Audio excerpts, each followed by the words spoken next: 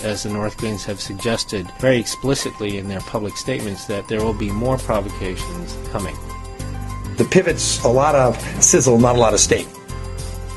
This is the Spotlight Asia podcast.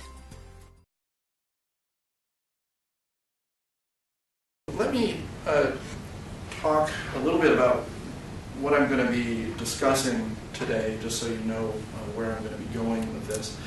The main question that I am interested in is why it seems that Chinese foreign policy of peaceful development seems to be somewhat less satisfying and sometimes frustrating, especially for the Chinese side, when the policy envisions all kinds of happy outcomes. Why is it that there seems to be frustration and difficulties in China's relations with certain Latin American countries? And I think the answer to this that I'm going to try to build up to is that contrary to conventional wisdom, in fact, Chinese foreign policy and behavior in its relations with Latin America is actually too liberal. So I'll explain more about what I mean by that as we go along here. So what I'm going to do is sort of divide this into 4 different segments. First, I want to talk a little bit about this idea of the conventional wisdom that China is somehow deeply realist, strategic, always thinking strategically in the long run. So I want to talk a little bit about where that idea comes from, and then I want to sort of juxtapose that with this peaceful development policy and some of the behaviors of Chinese firms, which I think are actually quite opposite of this idea that China is somehow always thinking long-term strategically in a realpolitik kind of way. And then I'm going to be using specific examples to sort of demonstrate what I think are at least 2 different patterns of challenges or difficulties that China is running into in Latin America in particular. And the first of these examples I'll use Brazil to illustrate a certain set of challenges that China has in the region. Then Venezuela will be the second one. I'm happy to talk about other examples in the region as well, but I'll be using those 2 as sort of examples to illustrate what I think are larger trends. And then I'll conclude with some of the implications for continuing research and also potentially for policy. Okay, so let me begin with this idea of what the conventional wisdom about China is. I think it's fairly clear that the idea that China is somehow deeply historically or culturally realist seems to be the conventional wisdom. So Henry Kissinger, in his book on China, talks about how the Chinese are shrewd practitioners of realpolitik going way back. So if anyone gets to pronounce on who's a shrewd practitioner of realpolitik, you would think it would be Kissinger. Ian Johnston, the political scientist at Harvard, has talked about how China is historically and culturally a realist, and that there's a historical and cultural strategic culture. And then finally, the recent research into the attitudes of especially international relations experts in China often pinpoints popularity of offensive realism from the sort of IR school in China itself. So there's a lot of sort of deeply held views that somehow China to the bone is realist, and this goes back a very long way. This is also reinforced by certain behaviors. So included among this is a sort of growing consensus that there is a balance of power game that China needs to be playing, especially in relation to the United States, and again specifically related to the so-called pivot or rebalancing that the United States is using in Asia, and that China in particular perceives as being targeted at China and to contain China. The sort of what some perceive as aggressive behavior by China in the disputes with Japan and also in the South China Sea, So some relate this to a sort of idea that China is thinking not really in terms of mutual gains, but instead of sort of zero-sum gains, especially in its neighborhood. And then finally, that China has, in a world where there's a lot of talk of pooling sovereignty, especially in places like Europe, that China is still holds fast to kind of classic ideas of sovereignty and non-interference in other countries' domestic affairs. And then finally, I think that the conventional wisdom about state-economy relations also reinforces this idea that China is somehow realist or always thinking long-term strategically, and this is embodied in this idea of the China model or state capitalism or Beijing consensus. And I think all of this sort of adds up to the idea that somehow China is thinking long-term strategically in sort of a realpolitik kind of way. That, however, I think does not sit comfortably with the official foreign policy that China has promoted, which is embodied in this idea of peaceful development. The peaceful development official sort of white paper came out in September of 2011. And so I want to talk a little bit about that document, but it's not only in that document that you can see this. You can also see a lot of the same wording and logic in the official white paper that China developed for its relations with Latin America. You can also see a lot of this same language used in China's white paper that it uses for Africa as well. So some of the key ideas that are embedded in this policy of peaceful development are win-win, mutually beneficial, and complementary relations. All of these are trying to emphasize that in China's relations with Latin America, but again with Africa, other places in Southeast Asia, especially developing countries and especially resource-rich developing countries, that the relationship is natural and that it's positive, and that what China needs, especially in terms of natural resources, is what these countries or these regions have. So this is the basis for complementarity, win-win, mutually beneficial relations.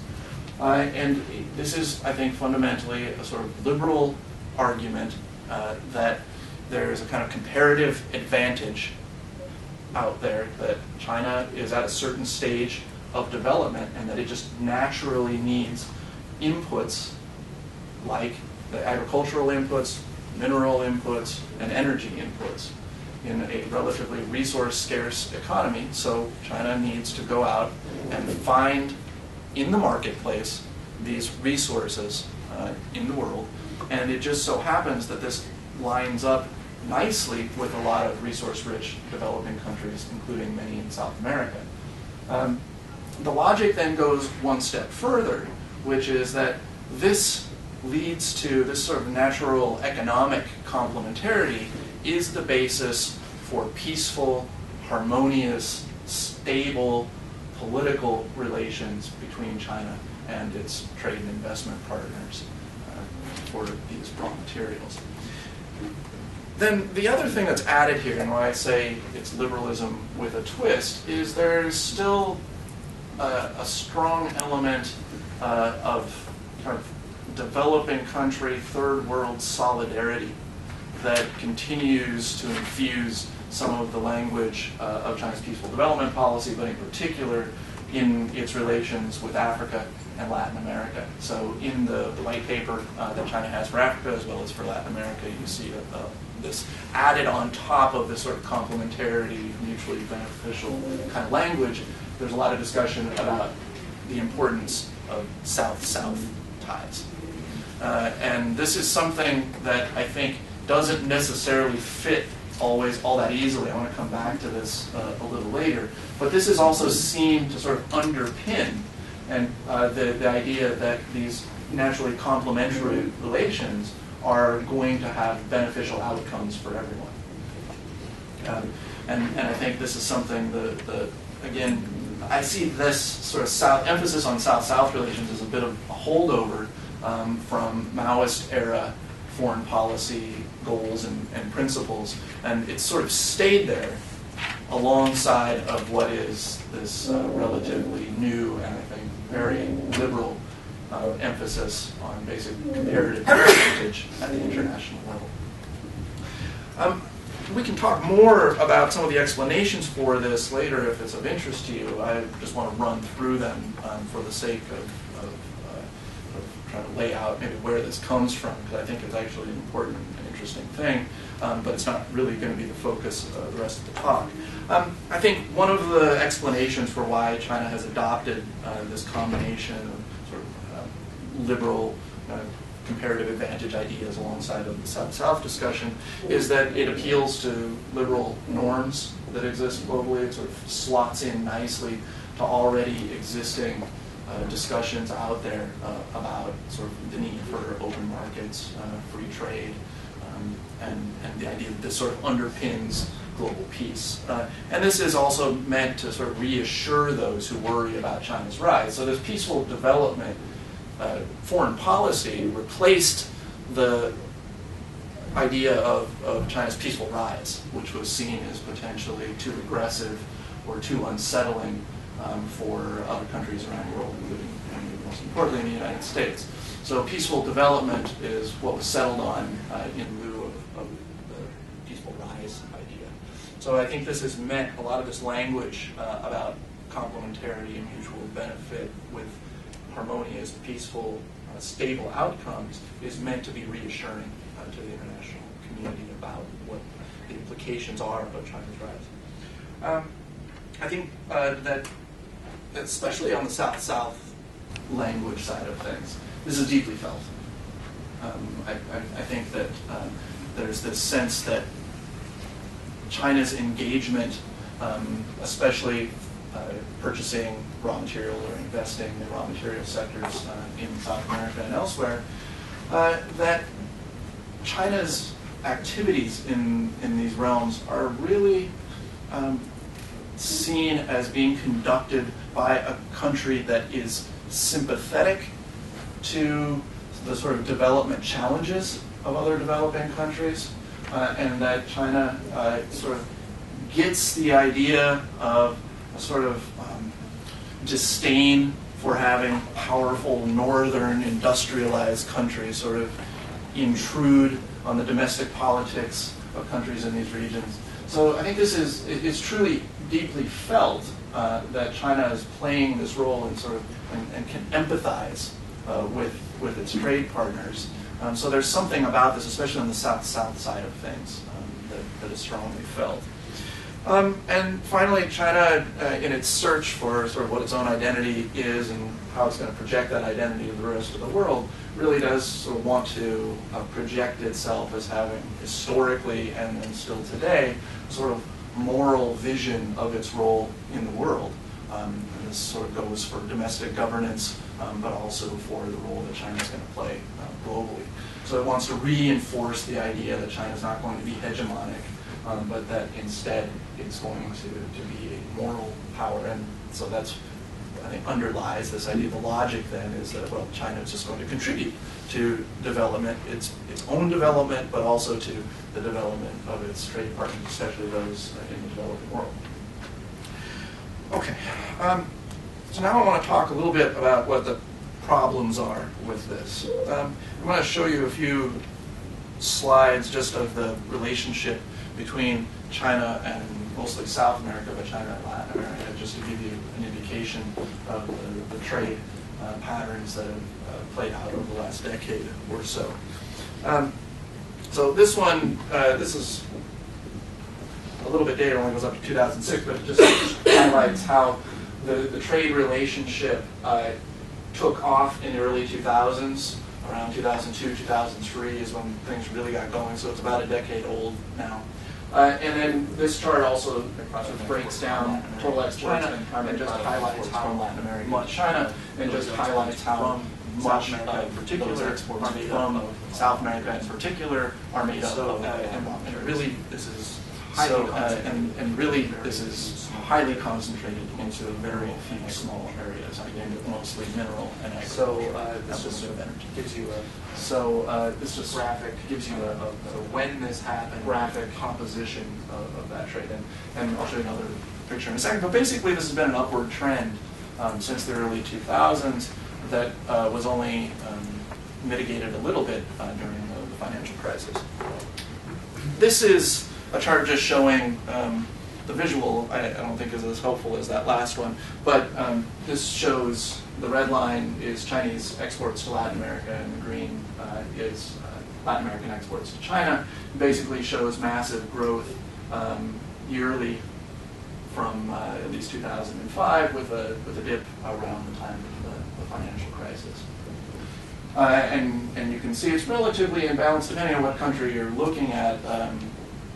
There are the Latin American countries, especially South American countries, a number of them have surpluses in trade relationship with China. That's definitely not the case in Mexico. But this is just again to sort of reinforce that this has been a rapidly booming trade relationship over the last decade or so. And then I'm going to come back to this next slide. It's my favorite slide, if you can have a thing like that. This is the first slide that I saw when I kind of got back into looking at this China-Latin America relationship. This was in 2008. I was at a conference and somebody put this up. And it captured my attention and continues to do so today, and I think is still sort of explains both what's good and what's bad, what's challenging, and sort of also where the possibilities continue to lie in the relationship. And basically just shows that what Latin America, South America in particular, is sending to China is raw materials, and what it gets in return is manufactured goods. So this is from 2006. The picture remains relatively the same. It may be even more extreme today. So again, some look at this picture, and it's a very happy story, and this is where China wants to say, this is the complementarity. This is the win-win, mutually beneficial relationship.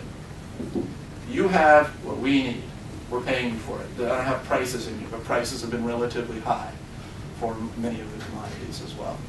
So I want to talk a little bit then in the case, and I'll use Brazil to illustrate sort of why this is one of the difficulties that China faces in its relations with Latin America in particular. So this idea that liberalism,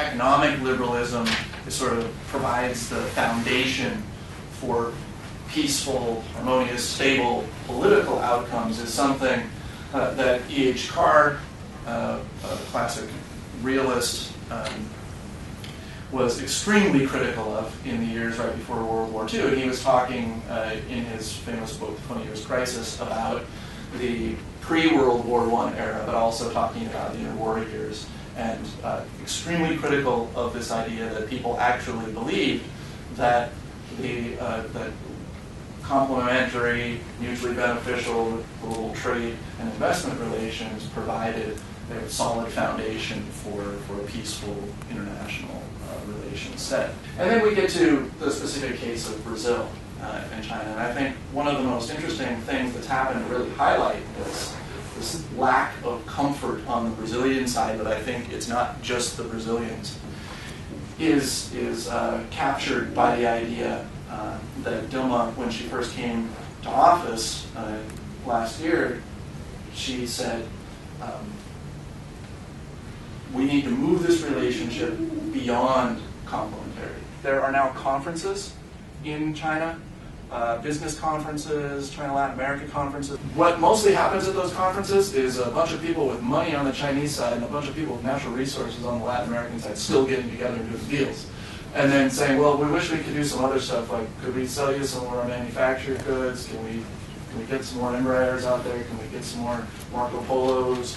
Can we do some more of that? Maybe. And then let's do the stuff under the ground kind of deals. So that's there is discussion about it. There's certainly at the diplomatic level some recognition of the idea that there is some level of unhappiness on the South American side, in particular on the Brazilian side. So in particular in Brazil, there are a few different sort of terms that are being thrown around. Certainly one of them is dependency. People talking about concerns that the Brazilian economy is increasingly dependent on exports of raw materials to China. In particular, iron ore and soy dominate the export that comes out of Brazil and goes to China.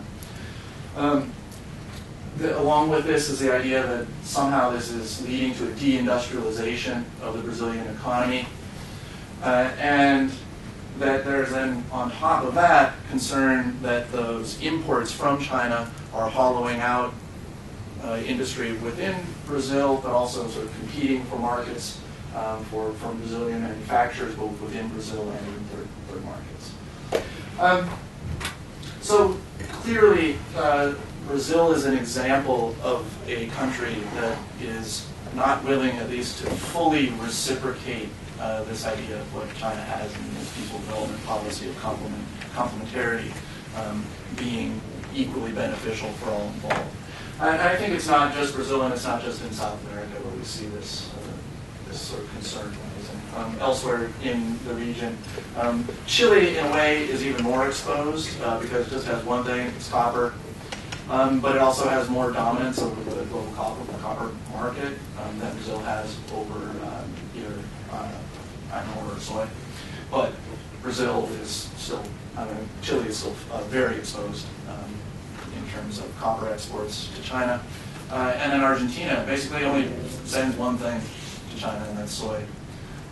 And that level of sort of dependency was dramatically exposed when China cut off all imports of soy products a few years ago in a trade dispute. Okay, I want to talk then about a second area in which I think that this sort of idea that China has a foreign policy, this peaceful development policy that really works out for everyone and produces stable outcomes is potentially a problem. And here, I want to use Venezuela as an example, and also sort of switch the focus to the behavior of Chinese firms in particular. So one of the things that is happening, and I think it's really new, and we don't really have much of a sense of it yet, is sort of what kinds of problems or difficulties or challenges that China's foreign policy is going to confront as a result of the behavior of some of its state-owned enterprises abroad. This is based on this idea of complementarity, that China needs energy, it's going out seeking new sources of oil inputs, and Venezuela is got the largest oil reserves in the world officially as of a year or two ago. And so China, as now the #1 largest importer of oil, would seem to have a sort of natural complementarity with Venezuela in terms of oil trade. And so this is what the China Development Bank in particular has used as the logic for the buildup of all of these loans. However, in recent research that I've been doing, and some of you may have seen this article that I published earlier in February, what I've shown is that actually the logic of the sort of both transportation routes and also refining difficulties of Venezuelan oil in particular, it makes very little economic sense for China to actually be transporting Venezuelan oil to China and then refining it in China. And I just looked at the official statistics. There were a lot of sort of scattered reports around about this relationship, but I sort of tracked down the official statistics, and what I came up with here is, on average, since 2006, at least 1/3 of what Venezuela has claimed in exports of oil to China has actually been resold by the Chinese side. I think on the Chinese side, it's deeply felt. Whenever I'm in a room and I bring up a sort of criticism of this idea, that picture is a source of anxiety on the Latin American side and in other places, it's either not understood or like, no, but we're China, we're a developing country. So, you know, that picture, that's just good. It's just complementary. So it's not, I said before, there's some, in that peaceful development policy and the idea of sort of emphasizing South-South relations, there's some element of empathy, but really it doesn't go very far. So there's something very interesting, though, I think, to be sort of, I've called in some of the other things that I've written for a revival of sort of at least some of the basic ideas of dependency thinking to apply to this current situation. It seems like it's been discredited in a lot of ways, but why not use some of these analytical tools that have existed and are clearly one of the most interesting political economy theoretical developments in Latin America? Why not bring that back? And I think Latin American scholars should be the ones doing that. Part of the reason I think that doesn't happen is because there's an excitement about having China as an alternative partner to the United States or a power in the region. So I think there's been a reticence to really be critical of China, analytically even. But I think there are a couple other interesting areas for this. I think historical comparisons with the behavior of multinational companies and what kind of problems that can lead to. I think China, from a policy perspective, needs to rethink how it governs its state-owned enterprises and how they act internationally. But I also just think from a point of view of historical comparison, what did the United States and other countries that had multinational companies going abroad and that potentially got them involved in difficult foreign policy situations, what do you do about that? And what's the role of the state in that? Another issue here is sort of what do we think of in terms of the role of China in foreign policy, but also just theoretically, what can or should be the role of a country like China now in a country like Venezuela? If you have this large presence and impact and are the main source of financing for a country that is facing serious economic difficulties, what can or should China do to help promote a more functional set of economic, legal, political institutions? Should anything be done? Or should it just step back? And what principles would that be based on? And finally, I think there's a great need for, especially on the Chinese side, but also on the Latin American side, for deeper understanding one side of the other, and more easily said than done. But especially on the Chinese side, I'm the only one, I teach the only course, I think, in all of China on Latin America and Latin American-China relations. Very, very, very, very few people in China are sort of actively working on a better understanding of Latin America. There's more on Africa, but still not many. But I have a friend who works on Burma. Very few people, country right next door, know what's happening in Burma. So China has a long way to go to try to catch up with the role that it's playing globally to try to be able to better manage that. So thank you for your time, and happy to talk more about anything.